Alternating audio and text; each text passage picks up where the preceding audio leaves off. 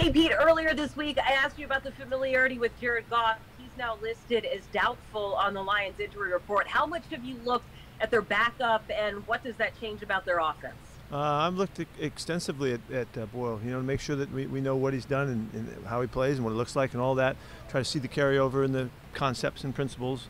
So yeah, we've looked extensively. We had already done that, and so we just jumped on it when we got the news that he was not able to practice. Bob? Yeah, Pete, did you ever get more of a specific prognosis on John Radigan and his situation? Yeah, John's got to get his knee fixed, and it's an ACL injury, and so we'll have to take care of him. It's going to be a while. Corbin? Hey, Pete, you got a number of players back from the COVID-19 list, including L.J. Collier today. Tyler Lockett yesterday made it sound like it was a really long haul for him getting back. How are those guys doing? DJ Reed, Brian Monet, Collier, and are all three of them expected to play this weekend? Yeah, for the most part, guys have had like no factor. It's been barely a symptom to even report.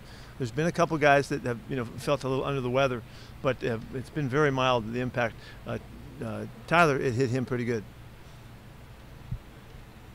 Oh, so we're pleased to get these guys back. The protocol of it, the process now is really accelerated, and it makes it very accessible to the guys to return. Tim? Puna was listed with a concussion earlier in the week. Did he make it through all the protocols okay? Yeah, he really flew right through it, practiced yesterday and today, so he's fine. And then DeAndre Swift sounds like he'll be back this week for the Lions. What sort of stands out about him as a back for them? He's really good. He's an all-around, all-purpose guy. Runs fast, runs hard. He's got a nice shake and bake to him. He's a really good receiver. I think he's got 56 balls or something, He's a big factor in the offense. He's the whole show. So I'm sure they're really pleased to get him back, and that's a big plus for them. Thank you. Michael Sean? Hey, Pete, if you had to pinpoint maybe the most important reason that you guys weren't a playoff team this year, what would you choose? I think it's, I don't know how many teams make it when they lose their quarterback during the middle of the year. I don't know how that happens. That's a big issue. It's a big issue to respond from, and so that's a factor. We've rocked along for a long time together, watching Russ play and be a big part of our offense and all that. And you do everything you can, you make the adjustments, and you go with your next guys and stuff. But it's a big challenge, and often it upsets the tempo, the rhythm of the way you play and all that. And so. Unfortunately, we didn't overcome it as well as I like. I think that was a factor in the middle, and yeah. You think it was just that he missed the time, or because of how he then perhaps was dealing with the injury when he came back too? I think the whole thing was a big factor, and I don't know how to. I'm not going to slice it up for you because I don't know, but it was, it just factored in. You miss a month of a season and then try to come back and play. It's different if you're a guard or a tackle or something like that. I mean, when you're, the guy spinning the football, it makes a difference.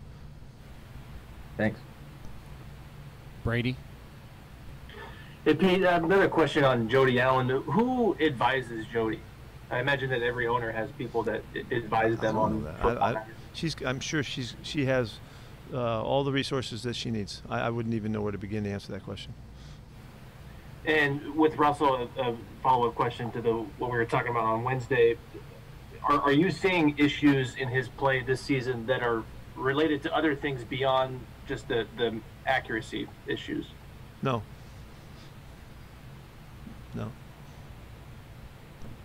Thank you. Bob? Yeah, just in general, obviously you guys are in a unique situation with no playoffs to play for and all that. Just how did you feel like practice and everything went this week in that context? Yeah, we're practicing. I know it sounds crazy to you, but we're practicing this like this is a championship opportunity, and this is our playoff, op, and to finish this thing off right and win a couple games and do it in the right fashion. It happens to be a good NFC matchup, and so we're going for it. And the players brought it. I mean, I reported to you after every chance I've got to tell what it looks like. These guys are going, and that's all I could ask for as a coach. And we've had a great week of work, and it's been fun, and it's been fast, and we've had a lot of guys get back to us. So it's been a kind of a boost throughout the week, to have guys returning, and it all just factored into a really positive week.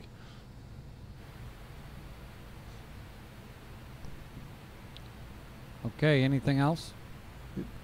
Thank you. Yeah, I had one, yeah. Dave. Oh, never Yeah, we mind. both did. Who's we? Brady, Boyle, I think. All right, Brady, go. Pete, the guys that you have on the COVID list right now, can you get them back by Sunday? Bless and Damian Lewis? With the new rule and everything? I got to wait and see on Bless, and I think Damian's out of days here, but I think we're running out of time on both those guys. It's going to be hard for them to make it back. Okay. I think Bless went on the list last Saturday. Right. But he still has to go through the process, and the process isn't letting him jump back yet. Okay. Thank you.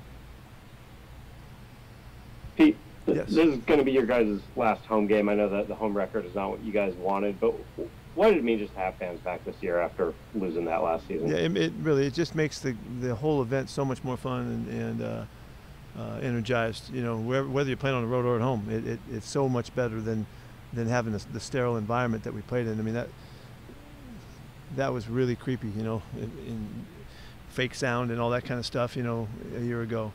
So this is what, the game that we know has been connected to the fans and the home crowd and all of that, whether it's ours or theirs, and it's always been a huge part of it. It's way bigger than maybe than we give it credit. Or when we played without it, it was okay. We played football, everything. We played a game, but it's not the same experience at all. And the energy that is exchanged is just it's almost indescribable. Okay, Bob, and then Michael Sean.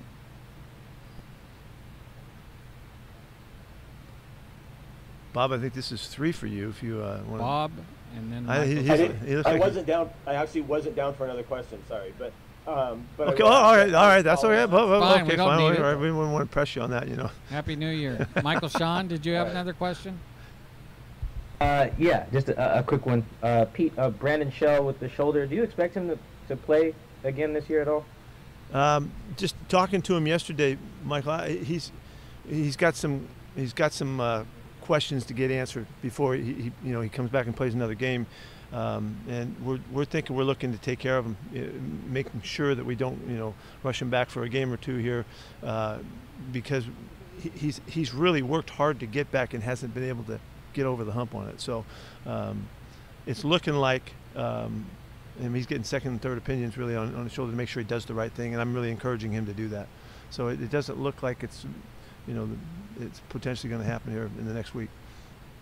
And just what have you kind of thought of having him for the 2 years that he's been here? Oh, I loved him. I loved Brandon. He was a consummate team guy, hard-working, physical, smart.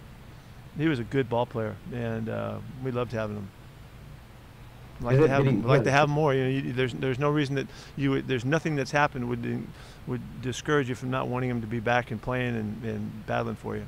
He's a really good competitor. Sorry, is his shoulder issue like Jamal's, or is it a sprain? It's not the same as Jamal's, but I can't distinguish what his is, but it's not the same as his. Okay, thank you. Okay, thanks, everyone. That's it. Happy New Year. Happy New Year.